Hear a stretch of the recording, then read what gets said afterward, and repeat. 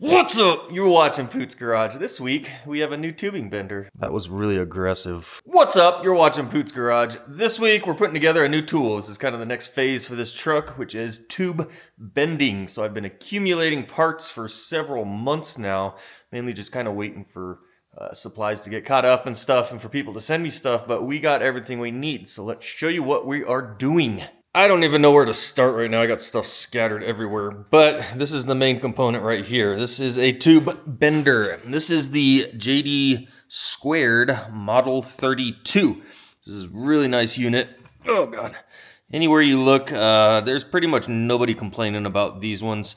All the other ones are kind of hit or miss, but I mean, there's a ton of good benders out there, but I don't know. This one just seemed to have the best following and the best reviews. So we spent a couple extra dollars and went with this one. You can see I got stuff scattered right now. So we went with a full hydraulic bender. So I have a hydraulic cylinder there that's not put on yet. And then we're doing an straight electric hydraulic pump, not the air over hydraulic, because I don't know, it just sounds funner and cooler. So we got the electric pump in the box yet that I haven't even opened yet. I haven't even looked at that thing yet. Hopefully it's right because it's been sitting there for a while. We ordered this thing with 3 dies, which seems a little excessive, but I just kind of want to get ready to do anything, and there's actually a 4th die that I already need, so So we got a 1-inch die for some small stuff so we can do little secondary structures. I got 1.5-inch die for more like gussets and trusses and I don't know, different things like that. And then we got a 2-inch die, which is what we're going to be using for this truck mainly, is 2-inch tube. The 4th one I want to buy is a 1 3/4. That is like the most common size that everybody uses. And originally I didn't really need that, but since I've been waiting on stuff, a couple other projects have rolled around that I can use that for now, so I'll probably end up getting one of those really soon. To go along with this whole project, we also got a notcher. We got the JD2 notcher to go with our JD2 bender, so we're just full JD2 right now. Pretty nice unit. I'm not going to get too much into that today on this video. Trying to go over everything else I got around here. I got my whole saws there for this whole saw notcher. Yeah, there's just a ton of stuff scattered, and right now I am actually making a stand for this thing. So I went and I grabbed this ginormous engine stand. It's just kind of, I was hoping to find just a cheap like Harbor Freight one that somebody local wanted to give away for free or extremely cheap. There's just nobody out there, so I was starting to gear up to just buy a new Harbor Freight stand for about 130 bucks, something like that. But then at the last minute, somebody hit me up and they said they had this old thing here. This is it actually looks heavier than it really is. It's not, okay, it's fairly heavy, but it's not horribly heavy. But it looks really old. I've never actually seen a stand like this that's all made out of just tube. I've never actually seen one like this with the, I don't know, just big casters. So this might be really old. I have no idea. It's kind of a shame to cut it up, honestly, but what else am I going to use it for right now? I don't really need an engine stand itself. I mean, at first I thought it was going to be a homemade deal, but it's actually, I mean, it's legit made. I'm pretty sure that's a manufactured stand. It looks pretty legit. Plus the engine plate section here, I mean, these are all manufactured. It's not a homemade deal. So it's kind of interesting. Kind of a shame to cut it up. This would look really cool to have like an old flathead or something hanging off of it, but it's also gonna look cool as a tubing bender stand because it's made out of bent tube. So hey, that's kind of neat. So I was able to actually find this for $20 online. So I couldn't pass up the deal. Like I wasn't gonna say, yeah, it looks ugly, I don't want to eat. $20, we'll make it work. It is really long, which in a way is good because it will be nice to have some stability with this thing when I got a big chunk of tube hanging off of it or something. I don't want it to fall over. The bender itself is really heavy on top, so it's going to be heavy, which is good. So I think it's actually going to work out a little bit better, in my opinion. I would prefer to have the dual wheels in the front just for a little bit more stability, but because it's so long, it actually is pretty stable. It's going to take a lot to knock that thing over. This video is not about that, but with this $20 stand, this dude threw in this engine hoist for free. So obviously I was going to take that as well. He says it only pumps up halfway and then stops, so hopefully it just needs some oil in the cylinder. Worst case scenario, I just buy a new cylinder and call it a day. But that's not part of this video. So my first plan now is I got to cut off the top of this stand, and then I've got some 1/4-inch plate over there that I can weld straight flat to that. We'll kind of make it nice and level, and then I just got to drill 2 big holes, and then the 2 big mounting bolts on the bender just mount straight to it, and that's easy, simple. I'm going to see if maybe I can utilize this plate here to do that. If those holes line, because I don't want to have to drill a 3/4 inch hole. Might have to use the plasma cutter to do that, 'cause I don't know.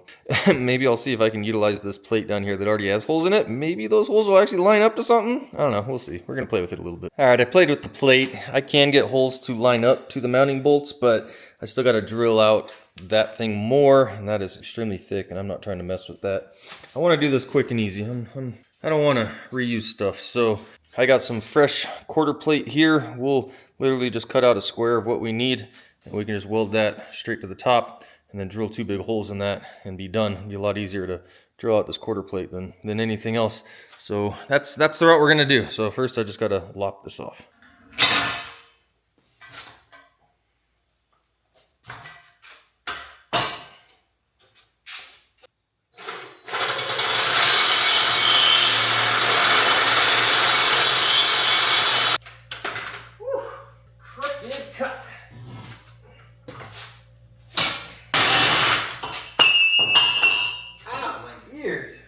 Well, that's not exactly level, is it? We'll have to straighten that out a little bit. Probably get the cutoff wheel to clean that up a little better. Oh, I should have done this the first time, huh? Use a piece of paper wrapped around there. As long as the edges line up perfect, then you have a perfectly square cut.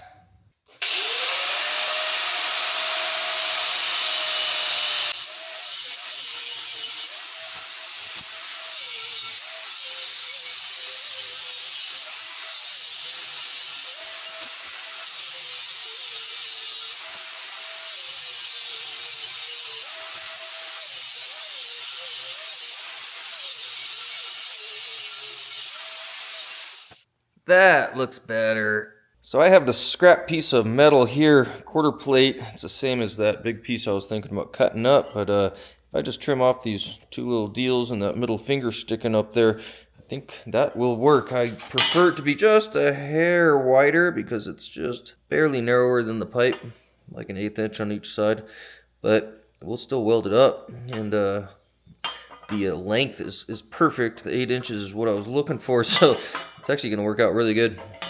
It's actually going to be hanging off the back side like that, and then if I need a little more support, I can either double up this metal, weld another piece over the top of it to make it twice as thick, or I might just add some little braces going off the bottom down a little ways. Metal is all cleaned up, cut into one rectangular piece. I got my holes marked out there. So next we're going to drill those on the drill press before I weld it, just to make things a little easier. Even though this drill press hates going more than probably like 3/8 inch, because this thing's just a little too light duty for this stuff, but we go slow, we can slowly get through it, and the belt's not going to be happy, but we'll do it. I don't care. Gives me a chance also to use my new, I got some new clamps, so I don't have to use C-clamps that are just a pain in the butt to try and get on here. So now I got these guys here. It's got a little ring that you can tighten down if you need to, or just kind of leave it loose and you use that to clamp her down. Kind of excited to use that. Should make things a little bit easier.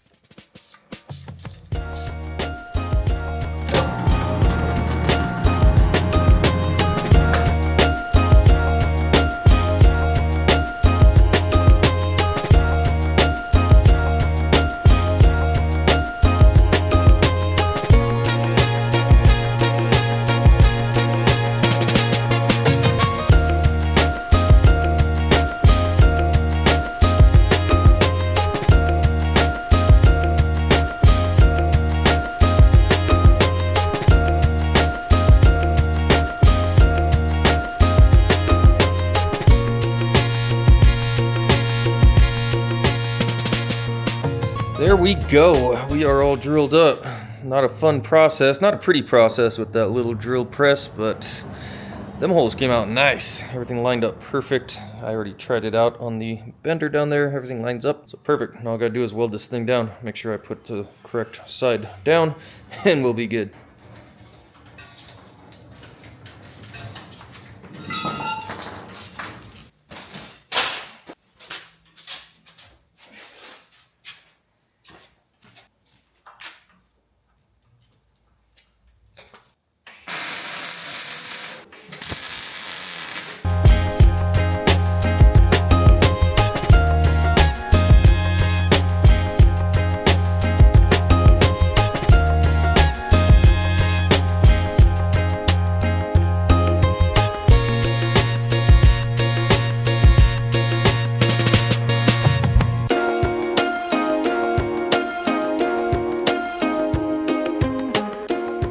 That part should be done. This is what we got, just a nice little plate. I added this little, that was the middle finger off of this piece originally, so it's on there now. Kind of looks like maybe it bowed down a little, but I'm not too worried about perfectly level or anything like that, so let's send it. Oh boy.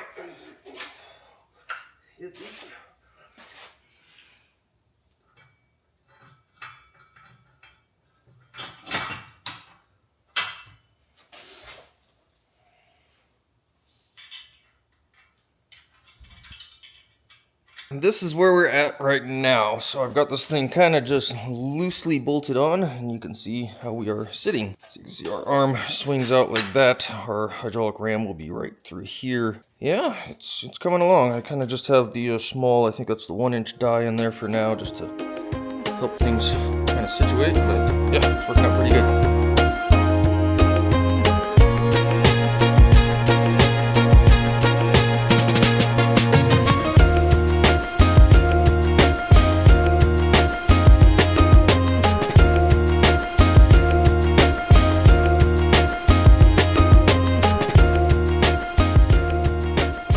Alright, we threw the degree wheel on, so we got that going. We have the hydraulic cylinder on, right where it needs to be. See, this thing is getting kind of bulky. It sticks way out. Now I can pull this clevis pin out here, rotate that flat if I need to store it, get me a little bit more room, so that's cool. And also, it's getting a lot of weight on the backside here. Kind of push down, not very hard, it kind of hops up. But we got a lot of weight to add to the front.